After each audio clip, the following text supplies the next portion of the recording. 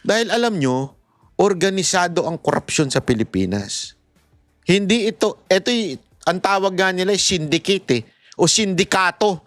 Hindi iisang tao na pumipitik lang. Hindi. Pag sinabi mo sindikato, di ba pag napapanood natin sa pelikula, lalo na pagka nabubunta doon sa mga kartel-kartel, di ba? Sindikato. Kasama yung mga government official, kasama yung head ng kapulisan. Sa akin, wala pa naman akong nakikitang kasama sa yung head ng kapulisan natin dito. Pero makikita mo pa rin talaga na sindikato sila eh. Kasi kontrolado nila yung buong gobyerno. O panoorin nyo itong banat ni Mike Defensor, napakaganda ho. It is correct, nung pong kay Erap Estrada, nagkaroon po tayo ng problema noon. In fact, if you look at the case of Vice President Erap Estrada and kung JV, ang lakas yung main group na lumaban at the time, ang kaso po ni President Estrada was 4 billion pesos. Ang actual case niya dun sa supposed corruption was 150 million pesos. And si Pangulong Estrada nilitis dito sa ating bansa. Dito po ikinulong, dyan po sa veterans where he had a hospital arrest. And then later on, he was convicted and given a pardon by President GMA. Nung si President GMA naman po yung nakulong, ang kaso niya was a 50 million budget of the 360 million intelligence funds of the PCSO. I'm not particular about the case.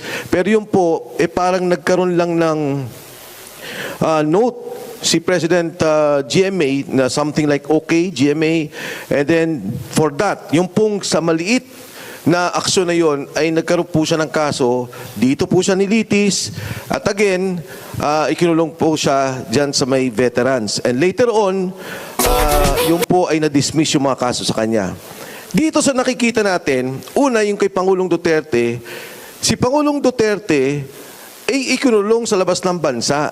Imbis na dito litisin sa Pilipinas, dito nila kasuhan, inilabas nila ng ating bansa. And ako nagtataka kasi nga, bakit mo isasubject ang isang tao, ang isang Pilipino, kung functioning naman yung court mo? Kung gumagana ang iyong mga korte, kung merong kang batas. Nakita na natin sa dalawang pangulo yan na nangyari at nagkaroon ng malinaw na paglilitis. Bakit dito sa pangulong to, kailangan nilang kidnapin, and I'm using the term state kidnapping, at ilabas ng ating bansa. More importantly, ngayon ko lang nakita kami ni Kong JV, nasa Kongreso, ang ganitong klaseng korupsyon, organisado. Yung leader mo mismo, ang Pangulo ng Republika ng Pilipinas. Yung henchman niya o yung bataan niya, ang speaker ng ating House of Representatives o si Speaker Martin Romualdez. At ang kumakamada at nag-aayos ng kabuong budget ay si Saldico, Chairman ng Committee on Appropriations. Sabi nila, si Saldico ang mastermind. Sabi nila, si Saldico ang ulo o siyang pinuno ng korupsyon dito sa ating bansa. Ngayon, nagsalita yung 18 Marines. Nagsalita si Godesa. Tao ni Saldico. Galamay ng sinasabi nilang pinuno ng korupsyon, pero sinasabi nilang nagsisinungaling. Ayaw nilang tanggapin ang mga sinasabi. So ito yung binibigay ko at nilalahad ko sa inyo lahat. At nagpapasalamat ako sa pagkakataon for Kong JV to have invited me and si Mr. Rivera for have invited me here. Ang ikinalulungkot ko lang ay hindi ako nakapag-quote dahil mas mukhang congressman si Kong JB sa akin. Mas mukhang ako nag-i-interview sa kanya. Salamat po. Magandang umaga sa inyo lahat. You know, the character of Secretary and Congressman Mike Defensor is that if you give him a microphone, it is impossible to know when he will stop. Talagang magaling siya magpaliwanag. Now, I'd like to go one by one through the comments that you made, Kong Mike, no? Number one, do you really believe in your bones, that former President Rodrigo Duterte would have his day in court here in the Philippines? Do you believe that? And how? Una ho, alam nyo, the administration made a fatal mistake. Sometime November, they conducted their own survey. Ang sabi nila, bumabagsak na ang ratings ni Pangulong Duterte, the Duterte family in general, VP Sara in particular. Anong ginawa nila? Inimbitahan nila sa Senado si Pangulong Duterte. Tumaas yung rating. Inimbitahan nila sa Kongreso. Tumaas ulit ang rating, lalong tumaas. Nung kinidnap nila, Yun. lalo pang tumaas. Patay. Now the question is, do you believe we will have a fair trial? Yes. Because there is already a precedence. Nangyari na yun kay Erap at the height of his popularity.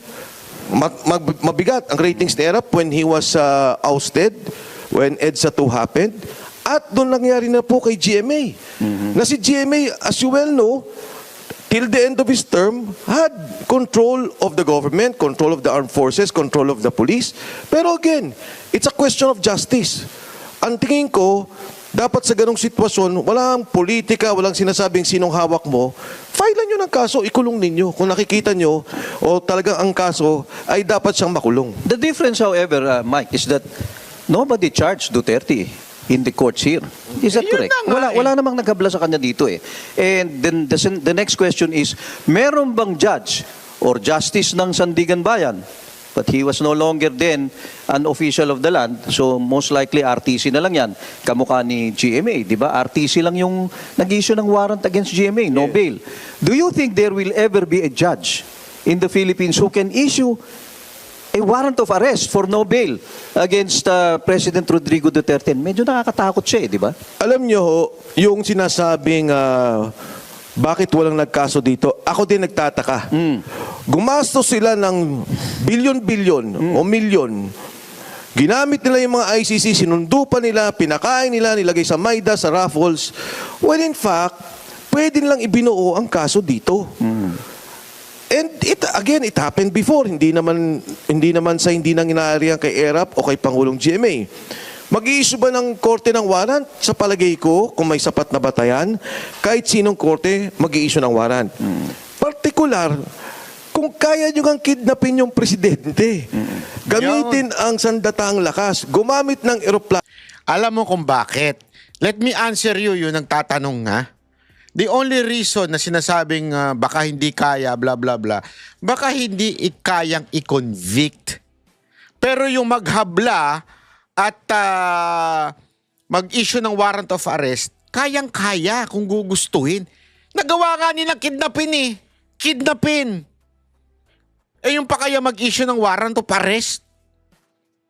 Kung dito, ang punto lang kasi, wala kasing basihan.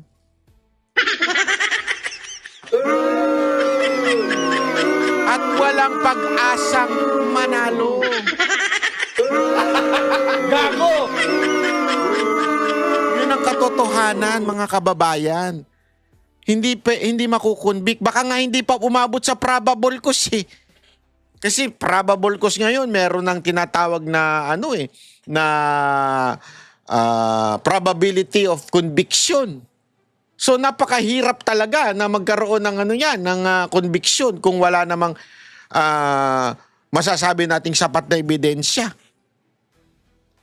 Hindi naman kasi pwedeng dahil lang nag-pronounce na papatayin ko kayo, yun na yun. Hindi ganun sa korte. Remember, always remember this, ladies and gentlemen, people in the house. Kailangan, ang is personal. Crime is personal, ika nga. Hindi lang basta-basta, dahil nagsalita, papatayin ko kayong mga adik. Hindi pwedeng gayon. Hindi pwede, di ba? Nililinaw yan eh. Ilipad ninyo yung tao. Ito pang magkaso dito, para bang nahihirapan sila? I don't think so. I think, siguro, sa kanilang pananaw, mas mabuti, ialis yan ng bansa. Which is wrong. Yun ang pagkakamali nila. Dahil nung ginawa nila yon, na kinuha yung Pilipino, ibinigay sa banyagang korte, iniliti sa banyagang batas, nagalit. Hindi na usapin to ng Duterte, Dilawan ka, Pinklawan ka, Leni Robredo ka. Pero yung taong bayan, nakikita nila na hindi dapat gawin sa isang Pilipino o gawin ang isang kaso ng dahil lang sa politika sa isang Pilipino at sa dating presidente. Okay. Let me ask you this. In the interest of disclosure, were you given any appointment during the Duterte administration? Wala akong JV. In Wala. fact, kung nare-recall mo, nung unang nagtakbuhan yan, I was aligned with Speaker. Yes. And then later on, nanalo si Speaker Alan Cayetano. I was the last one who was given a committee. Kasi medyo nagkaroon kami ng... You were a congressman din. Congressman. Hindi naman kami nag-away ni Alan, pero I was the last one given a committee. Yes. Nung umupo si Speaker Lord Velasco, tinanggal pa ako. So I was never a favored congressman. Magkaibigan kami ni Pangulong Duterte. Pero alam ko naman, hindi naman, para sa akin di ba, hindi naman gano'n na porkit magkaibigan kami, kailangan ako gawin mo deputy speaker o bigyan mo ako ng pondong ganito. It was never like that. Okay, let me pivot now, ha? Kasi, alam mo, we were supposed to have on board also Governor Chavit Singson, no?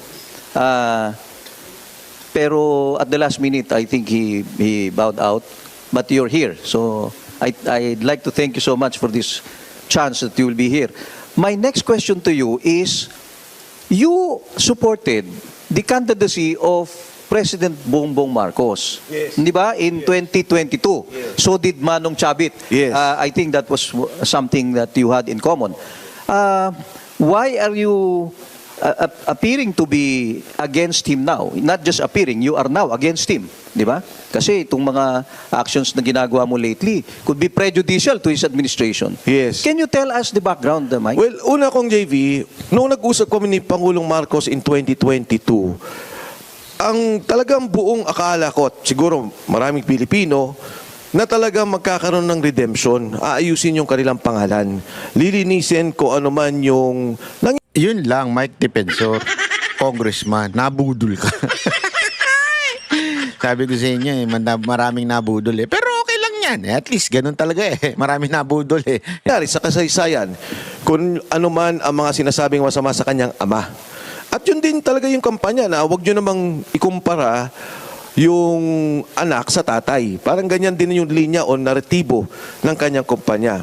Nagsama sila ni Vice President Inday Sara Duterte at nagkaroon ng unity team. In fact, ang unang interview niya noong Enero kaming dalawa. Meron kaming programa noon na Point of Order with Congressman Ace Barbers and Congresswoman Lucy Torres. Ang sabi niya, the first interview gagawin ko sa inyo. The first rally was in Quezon City. Tapos sumunod na sa Nueva Ecija. Where you were one of the sponsors in Quezon City, In right? Quezon City. Kami Oo. po yung nanguna doon. Inayos po namin yun. Pati motorcade, ano? Nangyari to kung actually ayoko talagang pumasok sa politika. Pinapatakbo ko noong 2025 sa isang distrito. Pinapatakbo ko ni Senator Marcoleta sa Sagip Party List. May isa pang party list, sinasabi kung pwede akong tumakbo. Ang sabi ko, ayoko muna, dito muna ako sa pribadong sektor. Nung lumapit si Sergeant Gotesa, inilapit ng taga-UP.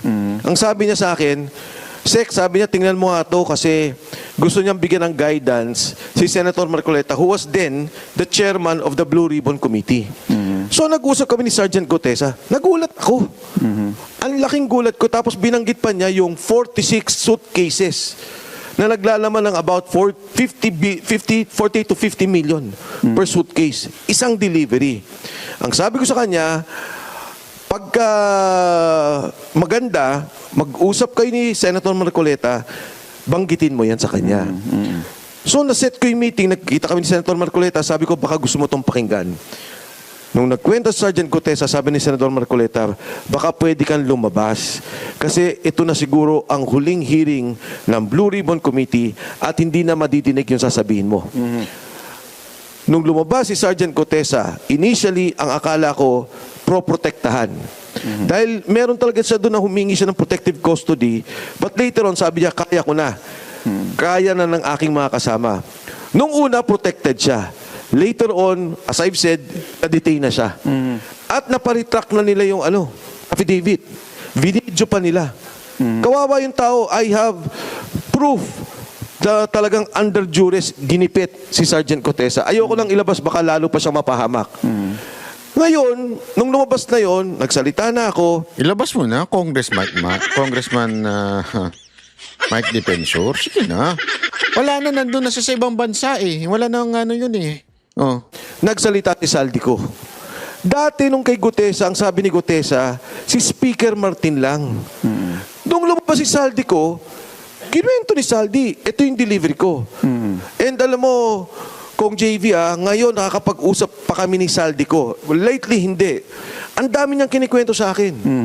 On how the corruption is organized, systemic corruption is organized, at yung pag-deliver niya ng pera. So you're open. Kung Mike, pakisabi naman yung ginastos ko sa kaso. Bayaran niya, dismiss naman eh. Break with the Marcos administration came only when you were introduced to Sergeant Gutesa. Is that right? Yes. Iyon lang. Yes.